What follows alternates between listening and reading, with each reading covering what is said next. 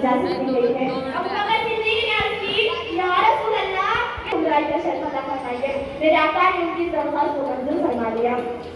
अब बकर सिद्दीक ने दूसरी क्या तैयार की थी, इज्जत के वक्त सवारी की कामना की। अब बकर सिद्दीक ने अर्ज की, या रसूल अल्लाह, इनमें से एक उठनी आप कबूल फरमा ले। मेरे आका ने इरशाद फरमाया, कबूल है, लेकिन मैं इसकी कीमत दूंगा। अब बकर सिद्दीक कादिर का फासला फरमाने रिसालत से मजबूर होकर उसे कबूल किया। अपने प्रोग्राम के मुताबिक आयशा ने रहमत को घेर लिया और इंतजार करवाने लगे हुजूर सो जाए तो मैं कातर हमला किया जाए। माशाअल्लाह, उस वक्त मकानी आलीशान में मेरे आका के पास हज़रत अली मौजूद थे। अगरचे कुफार कुरैश मेरे आका के दुश्मन थे, बदतरीन दुश्मन थे, लेकिन फिर भी अपना मान, अपना कीमती सामान हुजूर के पास बतौर अमानत रखते थे। उस वक्त की मकानी आलीशान में कई अमानतें मौजूद थी। मेरे आका ने शेर खुदा मुंतरी से फरमाया, तुम मेरी सब चादरों से मेरे बिस्तर पर सो जाओ। सुबह होते ही ये अमानतें के मालिक को सौंप कर तुम भी मदीने चले आना।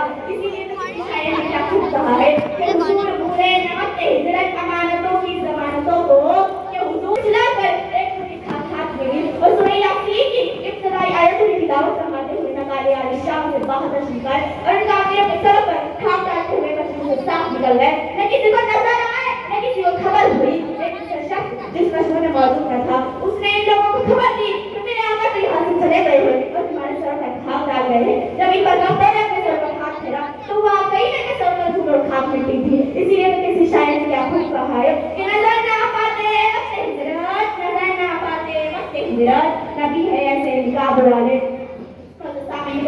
मेरे आका अपने दौलत खान से निकलकर मकाम हुजैरा के पास तशरीफ लाए और वहां से खड़े होकर काबे को बड़ी हसरत से देखने लगे और फरमाने लगे कि शहर मक्का, तू मुझे तमाम दुनिया से ज्यादा अजीज है। अगर मेरी कौम मुझे तुझसे ना निकालती तो मैं तेरे सिवा किसी जगह से मुंतज़िर ना होता। इसमें अबू बकर सिद्दीक आ गए और ये देख फिर इस ख्याल से कि कहीं कुफारे कुरैश हमारे कदमों के निशान से हमारा पीछा न कर ले। ये देखा कि हुजूर के पास जख्मी नाज़र थे। हुजूर को अपने खानों में सवार किया और उसी रात झाड़ियों को रोकते हुए उसी रात बारिश में पहुंचे। मेरे अबू बकर सिद्दीक में दाखिल हुए, कार की सफाई की तैयारी का था, लेकिन इस ख्याल से कि कहीं सरवरे कायनात के ख्वाबे राहत में खलल पड़ जाए बर्दाश्त की। लेकिन जब मुसीबत इतनी थी कि बर्दाश्त न हो पाई और यार कार के आंसू में ठार सरवरे कायनात के रुखसार पर निसार हो गई और मेरे आका बेदार हो गए और अपनी यार कार को रोना देखकर बेकरार हो गए। पूछा, ए अबू बकर क्या हुआ? अबू बकर सिद्दीक ने अर्ज किया, रसूल अल्लाह सांप ने काट दिया।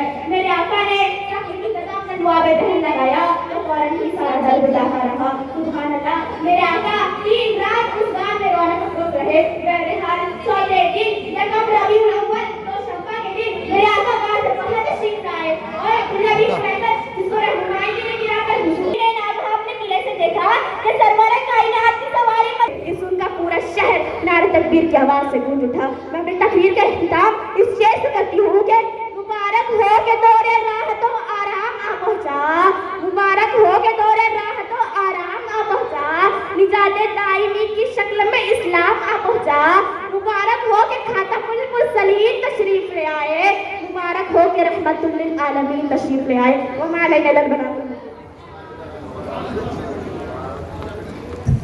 सुभान अल्लाह, सुभान अल्लाह।